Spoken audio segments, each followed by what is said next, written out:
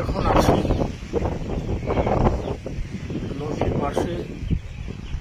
মনি নদী আমার একদম কাছে, 100 হাত দূরে, 8 থেকে 9 কিলোমিটার দূরে সমুদ্র। আচ্ছা,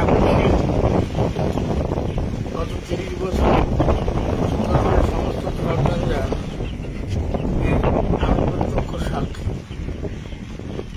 আজকে এই মুহূর্তে মনে পড়ছে 2009 সালে আয়লা, সেই দিনটাও ছিল সেই অভিশপ্ত 26শে মে। সেদিনও রাত 10:30-11টার সময় আয়লা আছড়ে পড়েছিল আমাদের সুন্দরবনে। আজ সেই 26শে মে আবার সেই রাত্রি 11টা থেকে 11:30টায় যা আবহাওয়া বিজ্ঞান বলছে, রিমেল বাংলাদেশ এবং আমাদের উপকূলবর্তী এলাকায় ধাক্কা মারবে, ঝাঁপড়ে পড়বে। এই মুহূর্তে যখন আছি, সকাল প্রায়, আজকে 26 তারিখ আছে, সকাল এখন প্রায় 8:30টা। ওটা চতুর্দিকে যা দেখছি, আকাশটা হচ্ছে একেবারে, এক কথা বলা যেতে পারে এই সময় তালের শ্বাস পাওয়া যায়।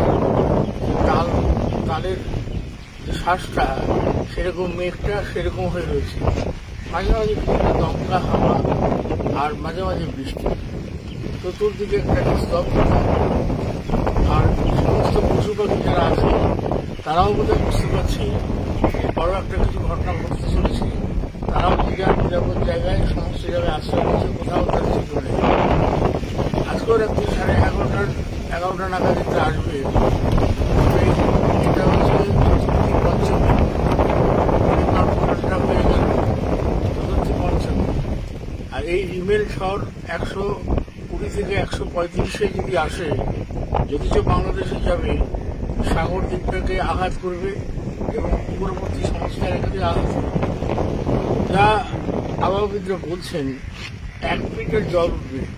আজকে রাত্রি 11টা থেকে 12টার মধ্যে জোয়ারও থাকবে। যদি 1 মিটার জল ওঠে আর জলের যদি উচ্ছ্বাস, জলের যদি ঢেউটা বাড়ে, তাহলে অনেক বাঁধ ভেঙে যাওয়ার সম্ভাবনা থাকবে। সুন্দরবনে আবার সুন্দরবাসী আর একটা পর্যায়ের উঠবে। বাঁধ ভাঙা মানে চাষের জমি সব ধ্বংস হবে। আর ঝড়ের গতিতে যদি থাকে, বাড়িঘর ভেঙে চুরে অনেক থাকবে। সমস্ত পরিস্থিতি, যাই হোক, রাজ্য সরকার সতর্কবার্তা বলছেন, কিন্তু আমি সেই তৎপরতা লক্ষ্য করছি না। আর মানুষও যেন নিষ্ক্রিয় মনোভাব দেখছে, যা আবার হবে এর মনে মনোভাব। আমার ধারণা আর কঠোরভাবে নেওয়া উচিত। ঘটনা ঘটে যাওয়ার পরে ভেবে বেশি কিছু লাভ হয় না। তবে আজকে এই মুহূর্তে বলতে আমি বাধ্য হচ্ছি যে আয়লার সময় 5,032 কোটি টাকা কেন্দ্রীয় সরকার বরাদ্দ করেছিল, কিন্তু সেই টাকা খরচ করতে না পারার ফলে 2014 সালে সেই টাকাটা ফেরত চলে যায়। যাই হোক, আবার সমস্ত সুন্দরবনবাসীর কাছে আমার আবেদন যে আপনারা নিরাপদ জায়গায় চলে আসুন, অযথা ঝুঁকি নেবেন না, এবং বাঁধ ভাঙলে পরে দ্রুত যাতে মেরামত করা যায় তার জন্য সরকারকে প্রয়োজনীয় উদ্যোগ নিতে হবে। আমি আর কথা বাড়াতে চাইছি না। যে এই ঝড়ঝঞ্ঝার হাত থেকে সুন্দরবনবাসী যাতে বাঁচতে পারে এবং যাদের ক্ষয়ক্ষতি যাতে কম হয়, এই আশা করছি।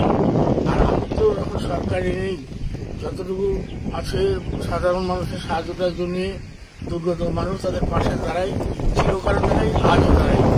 আমি আবার সবাইকে বলছি যে আপনারা সতর্কতা অবলম্বন করুন এবং নিরাপদ জায়গায় চলে যাওয়ার ব্যবস্থা করুন। আর রাজনৈতিক মতপার্থক্য ঘুরে নির্বাচনের পাক্কারে যা বিরোধ আছে সব ঘুরে একে অপরের হাত ধরে বাঁচবার চেষ্টা করুন।